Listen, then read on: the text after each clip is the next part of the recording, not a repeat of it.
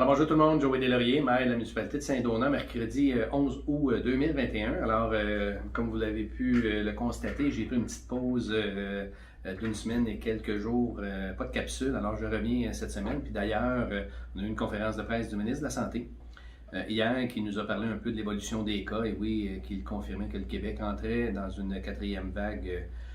Encore une fois. Cependant, il nous a aussi parlé du passeport vaccinal qui sera assurément en force là, le 1er septembre. Mais ce que je comprends du message aussi, c'est d'inciter les gens à aller chercher soit leur première dose et ou leur deuxième dose pour arriver avec l'objectif de 75% de la population pleinement et doublement vaccinée au 1er septembre. Alors, peut-être des chiffres là, pour vous dire pour Saint-Donat. C'est beau le Québec au complet, mais pour Saint-Donat, au 21 juillet, pour les gens de 18 ans et plus, la population de Saint-Donat, 88% de nos gens avaient reçu une dose et 63% étaient doublement vaccinés. Ça, c'est pour nos 18 ans et plus. Et pour les 12 à 17 ans, bien 77% ont reçu une dose et 6% ont reçu deux doses. Donc, le message que je lance, c'est si on veut arriver à ce que le Québec ait le 75%, bien nous, notre population de Saint-Donat doit faire un effort.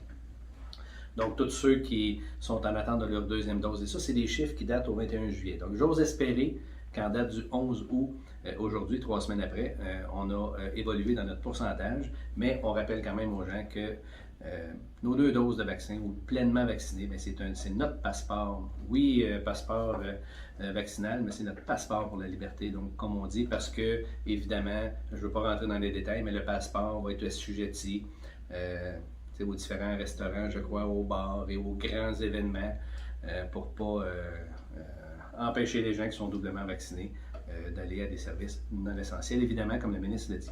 Peut-être aussi vous parler barrage du lac Poireau, des travaux sont en cours, comme je l'ai fait pour le lac Archambault.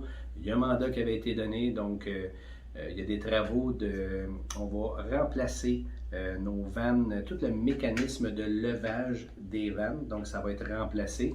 Et aussi, on va installer des indicateurs de niveau du barrage. Donc pour ce faire, évidemment, on a fermé 3 vannes de barrage pour éviter que l'eau aille de l'autre côté, pour assurer la sécurité des travailleurs de un et le renforcissement de ça aussi pour l'ajout de béton. Donc tout ça pour dire que le niveau du lac Poireau va évidemment, si on a certaines précipitations, le niveau va monter. Mais il y a une vanne qui continue pour que l'eau circule, évidemment. Donc, ce sont des travaux qui sont prévus pour d'une durée de 2 à 3 semaines qui devraient commencer soit cette semaine ou la semaine prochaine. Alors, je vous en parle, c'est important. Si vous voyez le niveau d'eau, c'est parce qu'on est en train de faire des travaux et les travaux ne peuvent pas se faire avant le 1er août. C'est le ministère de l'Environnement, donc c'est pour ça qu'on doit faire les travaux à partir de cette date-là. On a aussi la programmation, vous l'avez vu la semaine passée, cette semaine aussi, donc jeudi, ce sera Pierrot Fournier qui sera là. On a notre cinéma toujours à 18h30 aussi, sans réservation, avec un maximum de personnes, mais moi je vous encourage à profiter de ces cinémas et spectacles-là en plein air. Et justement, cinéma vendredi, c'est Scooby. Alors, j'invite les gens qui veulent aller voir un cinéma en plein air, évidemment la Brunante, donc aux alentours de 20h30 là, que le cinéma va commencer. Et on a aussi le groupe Les Requins, donc qui seront là samedi 18h30 à la place d'église aussi, toujours. Ça sera la folie de nos chansons et des années yéyé, comme on dit, donc aux alentours de 60, peut-être 70. Et en terminant, une petite pensée pour un ami, un collègue de travail avec qui j'ai travaillé quelques années, Éric Leblanc. Je suis convaincu que vous avez pu voir passer quelques photos, voire même vidéos. Éric qui a traversé, qui est parti de Joliette à Gaspé pour les Autochtones. Alors Éric, bravo pour cet accomplissement-là.